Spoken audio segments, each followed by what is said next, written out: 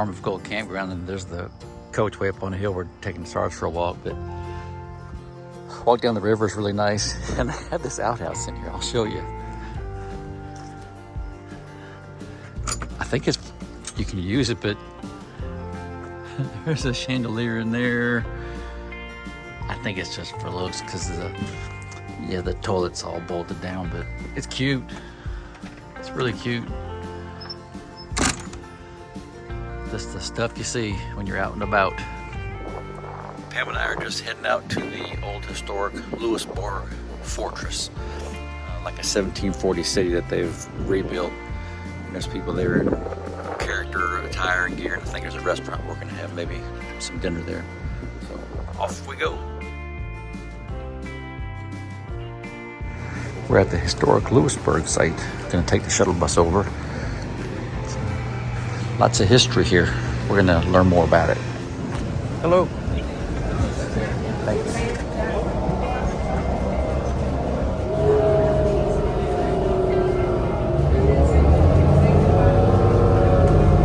Alright, if anyone is looking to do the guided tour today, you can skip this. Where's the bag there? La pose le passe. If you do, you will be fined. There are rules and regulations. Think about it. If the ice melts, I have to wait till next winter to get. He's renting it from Captain DeGan up the street. Wine, spruce beer. Spruce beer is a good source of vitamin C.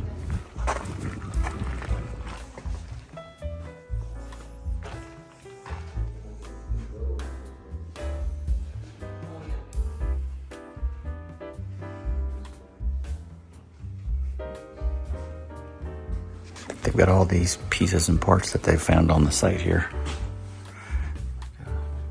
Hinges, pins, shackles. That's part of the original roof they excavated in 1745. There's a picture of the guys excavating it right there.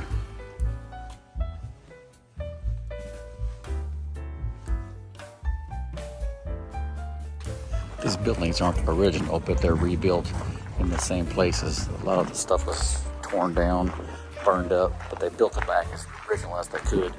So one of the, there's 20 guards here, didn't she say? And all the plants serve a purpose, not just for prettiness. Either you eat them, you use them for a dye, or use them for medicine. Back in the day, now we have plants because they look good.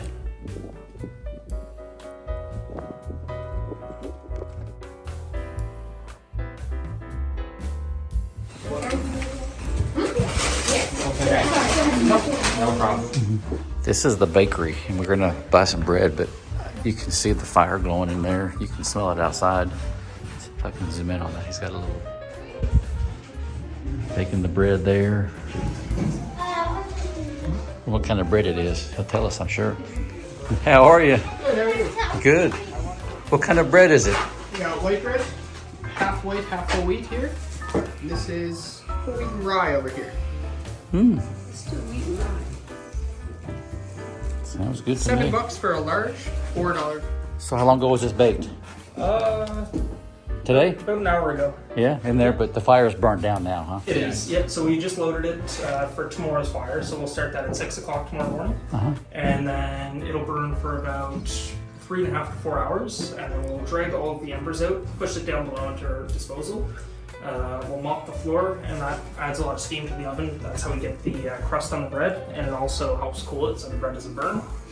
And then we'll dust it with cornmeal, and then the dough that we make in the back we'll it's all hand rolled, so we'll get a lot of the dough balls and then put it on the peel, load the oven, and let it bake for about 45 minutes. Who's better baker, you or you? Who's better? Or him? Who's the best? We both do the same thing. He mans the oven. He doesn't have any hair on his arms. Burnt that all. Yeah. So it'll keep the bread warm for a lot longer. So it's almost like a blanket. But it also keeps flies off too. Sometimes flies come in, so we just don't want them to land on the bread. We're going to eat our bread we just bought. Or we're going to sample it, right?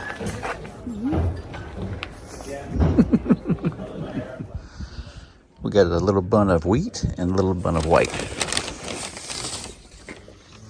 There's the white. And the wheat. What's that? The floor, It's original? 300 years old. Wow. Is actually original. That's original well? Yep. There's the 6-pound loaf that they would have had way back then. That? Yes. they 6 would have pound loaf. Yep. You can pick it up if you want. It's about 6 pounds. They would have done it every 4 days. They like to split it Cool. with cultures every day. loaf in there is original as well too. 300 years old. What do you say? Maybe I'll take a taste of that. He said it's original 6 pound loaf. Right? So what are you making? Not bread. Not bread. Let's leave. Can you eat what you're making? No. I'm working on a bottle opener. There's a hook on the end. I'm going to cut this off from the rest of the bar. I'll Yeah. add a little bit more detailing there. Nice. Back in the day, No. this one you is can for- use today. The ones you can use today. A bottle opener that we would use back in the day would just be a corkscrew. Put a tip in there, yeah. Yeah, so what I'm going to do is I'm going to draw out the end of my material here by quite a lot. So it'll probably be kind of out to here-ish. I'm going to round out those corners. I'm basically going to put a big circle on the very end. So I'm kind of putting one of these on the end there. Just act as a bit of a handle. You can also hang You're out going to on these. manipulate that to make a circle. Look like that. Yeah. Yeah, you're not going to add a circle. You're Yeah.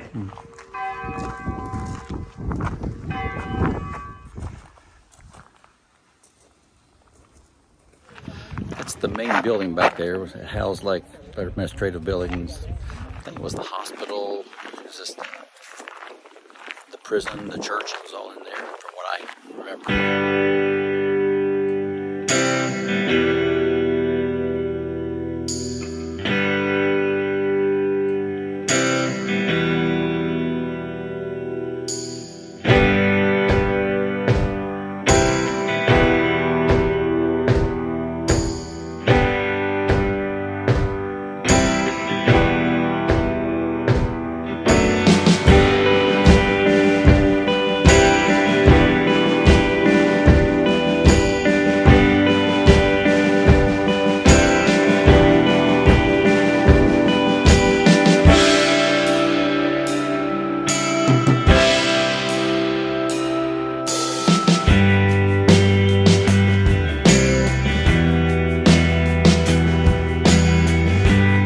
Reconstruction to do the best job to build it back like it was in 1744 and 1745.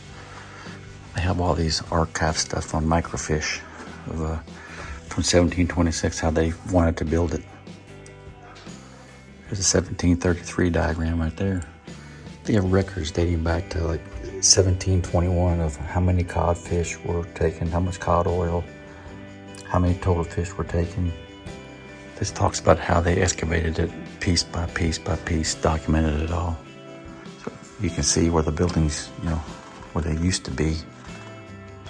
And they built on top of those spots. These are some of the artifacts they've uncovered. Glass, fragments from clothing, shoes, coins, buckles. More glass over here. They have 4,000 artifacts archived. They've got a lot of pottery on display over here too.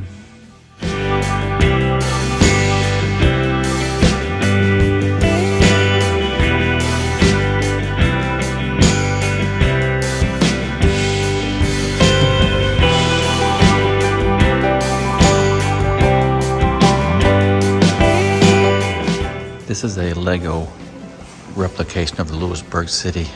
It's in detail and it's huge. There's ships, buildings. I'll zoom in on some of this stuff and see it's like the gardens, chimneys. Just for scale, there's Panway over there. I want to find out how long it took them to build this thing. I'm gonna zoom in like in the garden right here. Pigs and cows. Horse-drawn cart right there. People walking down the cobblestone streets. So I asked the guy, he said it took 5 people, 5 years, part-time to build this. There's the Lego replica of that building. I'll put the video of it up. I took several videos of that. Got grass, they got people, they got like little flowers and birds. Here's the military soldiers all lined up. And I think this is made based off of an actual map. There's an actual map of how the city was laid out. And they've actually replicated it all right here. It's the biggest Lego collection I've ever seen. And we'll probably ever see again. It took 5 people, 5 years to build this. It's on loan to the Louisbourg. They're gonna take it back and build something else pretty soon. 500,000 bricks, 600 figures, 150 cannons. There's all kind of stuff here. How many base plates? 90 buildings. Started in 17, finished it in 2024. This is pretty much the scale too. That's the back side of the building where Pam and I were. There's the little thing Pam walked through at the lookout point. We walked down through the center of the building right there. Wow, pretty impressive, just for size and scale. On the other hand, this is a sculpture city made, I think it's made of wood. Very similar, but not as impressive, sorry.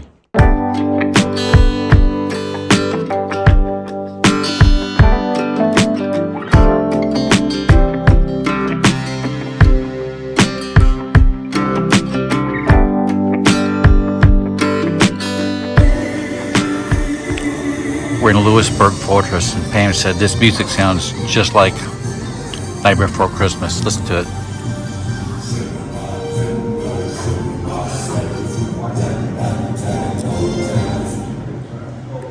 Well, and now it's over. It did sound a lot like it to me too.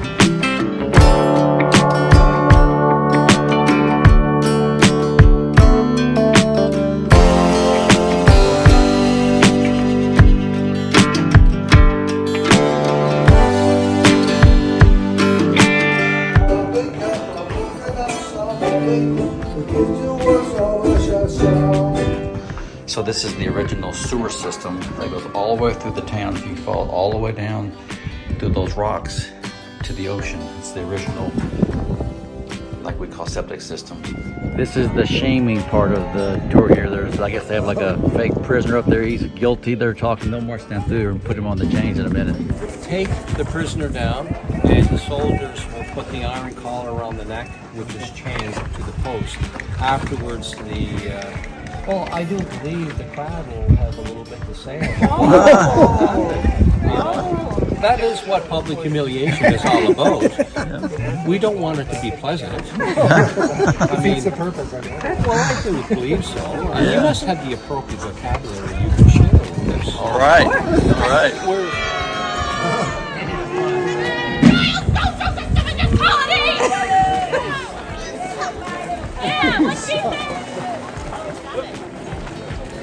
Tambour! Je parle le roi!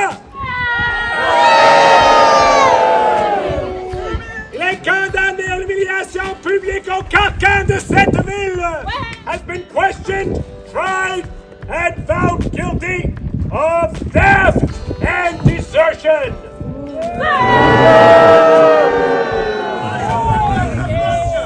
He is sentenced to face public humiliation in the iron collar of this town. Yeah. Vive le roi! Vive le roi! Bravo!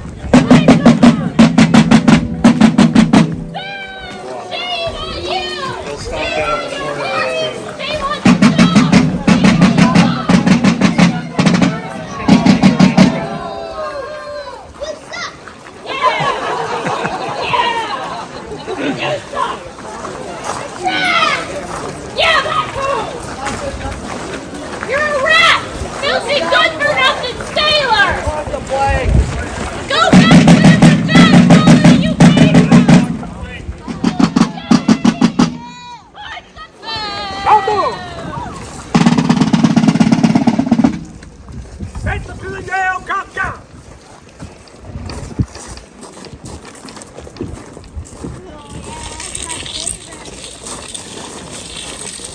Approchez-vous! Mesdames et messieurs, Je vous rappelle que l'humiliation publique est une façon utilisée. Gentlemen, I remind you that public humiliation is a method used to discourage criminal behavior. Therefore, the role that you play today is crucial for the service of justice. Justice! Je vous en prie. He's all yours.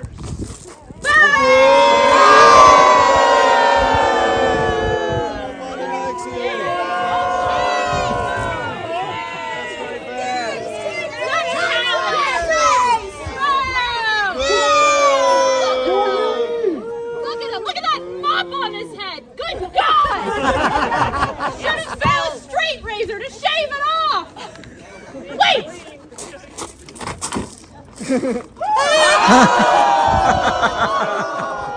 My hair! Pourquoi, voleur? Why? Why? Wait! You stole a boat? Yeah! Pourquoi? Why? Well, our captain, Jean Barret, he hasn't paid us in 7 months. And when I asked for the money he owed us, he beat me in front of the crew. Let him go. Leave her alone. Let him go.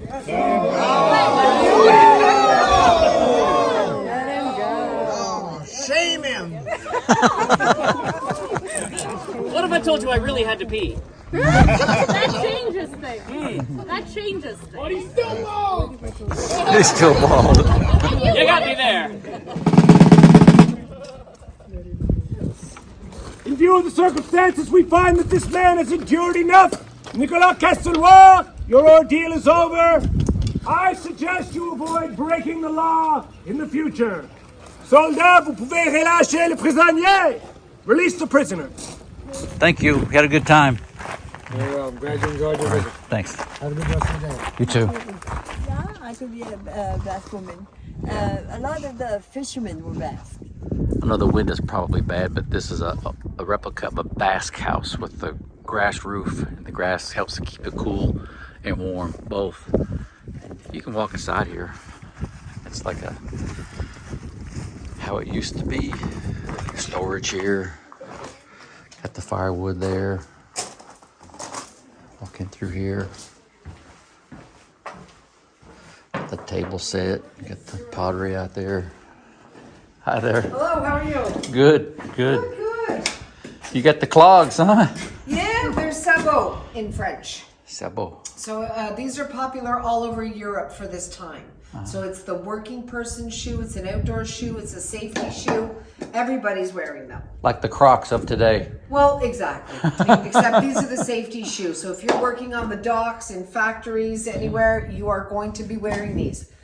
We ship everything in barrels. So if a barrel rolls off a ship onto your foot, it crushes. This is what you'd be wearing. Nice. Yes. And that's that's the fortress. Yes. How big was the fishing village? Oh, a couple of thousand people in peak season. Yeah. So it's a migrant fisher. Mid 1700s.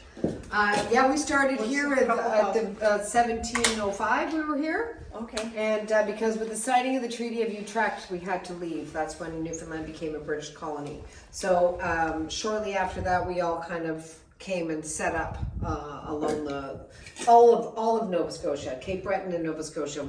But the thing is in what makes this strategic, this location is you have to be able to row out. Now we're rowing out 5-6 miles to the Great Banks of Cod. You have to be able to keep your eyes on the shore. If you lose sight of shore in a chaloupe, you're lost. So here we can access the Great Banks of Cod while still being able to see the shore. Perfect. Right. So they're going to row out there 5 miles, fish, row back.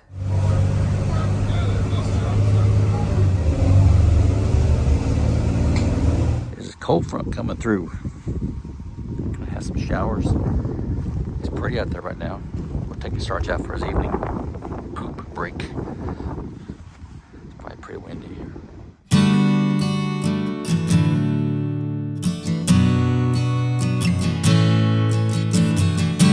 I think that's our reservation with our Airbnb, so I'm gonna go with that.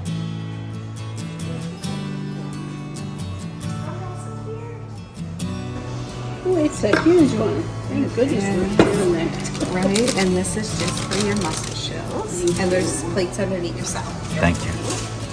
Goodness.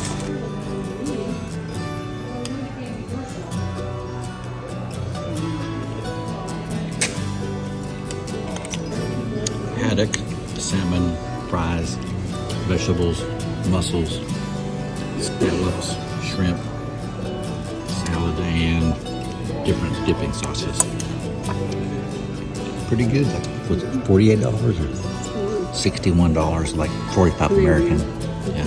And we're sharing the meal, so tasty. Got a nice view. There's the view of the ferry we take next week. This plate is huge. It's across the whole table here. It's a platter. Yeah. We're making it disappear.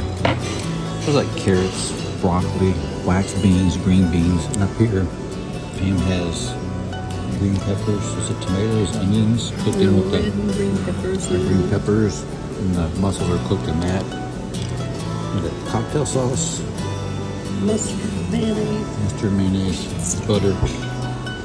It's a good meal, huh? We had the seafood platter. It's as long as Pam's arm. Her armpit to fingertip. And honestly, for me, yeah, we made a pretty good damage of it. There's not a whole lot left. Room for dessert, Pam said. Chocolate cake, whipped cream, and a cup of coffee for dessert. I said it before, and I'm partial that Sarge is the best dog ever, but watch this. Hey, Sarge, come on, Bubby. Let's come get you a shower, get you a bath. There you go. Climb on in. You ready for a bath? Okay, it's coming.